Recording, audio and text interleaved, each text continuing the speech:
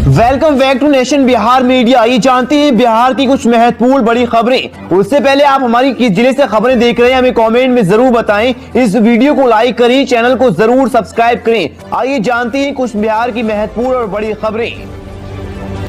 11 अक्टूबर को छपरा आएंगे अमित शाह। केंद्रीय गृह मंत्री अमित शाह 17 दिनों के बाद एक बार फिर से बिहार आ रहे हैं। 11 अक्टूबर को लोक नायक जयप्रकाश नारायण की जयंती पर उनकी जन्मभूमि सीताब दायरे में एक कार्यक्रम को आयोजित किया जाएगा। पटना में जेडीयू कार्यालय में पार्टी के वरीय नेताओं ने की बैठक।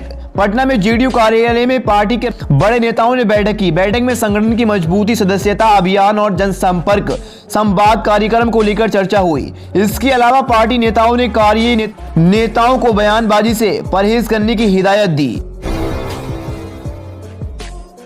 बिहार में दवा से विदेशी शराब बनाने वाला डॉक्टर फरार। वैशाली दवा से विदेशी शराब बनाने वाला डॉक्टर फरार। उत्पाद विभाग के अधिकारियों के सामने ही हुआ फरार। मीडिया से बातचीत में दवा से शराब बनाने की पुष्टि की थी। बीपीएससी अभ्यर्थियों ने टीपीसीएस कॉलेज के केंद्र पर हंगामा किया। पटना बीपीएससी अभ्यर्थियों का टीपीएस कॉलेज के केंद्र पर हंगामा। पैसे लेकर सेंटर में प्रवेश कराने का आरोप लगाया। कई अभ्यर्थियों के प्रवेश नहीं होने पर भड़के।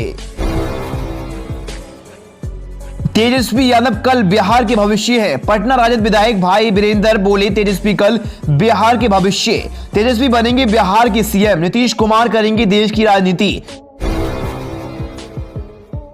बिहार की नवादा में अचानक आई बाढ़ में बह गए 10 लोग। नवादा में एक सूखी नदी में अचानक बाढ़ आने से 10 लोगों के बहने की सूचना है। जानकारी के अनुसार नदी के किनारे लोग एक शव का अंतिम संस्कार कर रहे। इसी दौरान अचानक नदी में पानी का सैलाब आ गया और 10 लोग उसमें बह गए। नीतीश कुमार को पीएम फेस बनने की जल्दबाजी नहीं, मुख्यमंत्री की चर्चाओं पर बोले तेजस्वी यादव। बिहार के उप मुख्यमंत्री तेजस्वी यादव ने 2023 से मुख्यमंत्री बनने के सवाल पर बड़ा बयान दिया। उन्होंने कहा वह नीतीश कुमार सीएम हैं और हम उनके मार्गदर्शन में काम कर रहे हैं। अभी उनके पास एकमात्र एजेंडा सभी विपक्षी दलों को एक साथ लाना। उन्हें पीएम कैंपेन का फेस बनने की कोई जल्दबाजी नहीं।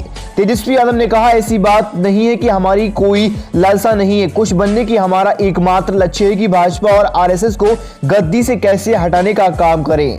तेजस्वी यादव ने आगे कहा बिहार से हमने उन्हें बीजेपी से हटाया और अब केंद्र से हटाना है। तेजस्वी यादव ने कहा नीतीश कुमार के नेतृत्व में हमारी सरकार बेखूबी चल रही है।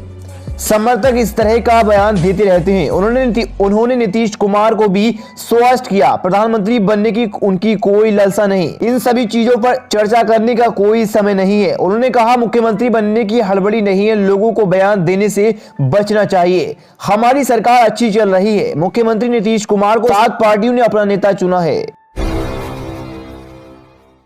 केंद्रीय मंत्री अमित शाह फिर आ रहे हैं बिहार। इस बार सदन से भरेंगे सियासी हुंकार। बिहार में बीजेपी और जेडीयू का नाता टूटने के बाद केंद्रीय मंत्री दूसरी बार बिहार दौरे पर आने वाले हैं। पिछले दिनों सीमांचल में केंद्रीय मंत्री अमित शाह रैली कर गठबंधन के खिलाफ सियासी वार किया।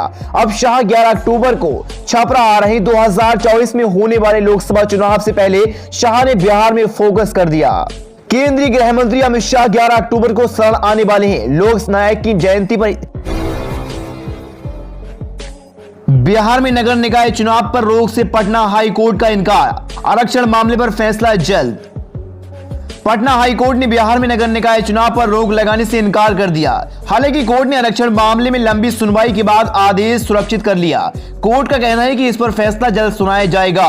हाई कोर्ट ने यह भी कहा है कि राज्य निर्वाचन आयोग चाहे तो पहले चरण के निकाय चुनाव की तारीख 10 अक्टूबर को आगे बढ़ा सकता है। मुख्य न्यायाधीश न्यायमूर्ति संजय करोल तथा न्यायमूर्ति एस कुमार की खंडपीठ ने मामले पर गुरुवार को सुनवाई की। इस दौरान हाई कोर्ट में राज्य सरकार ने अपनी दलील पेश की।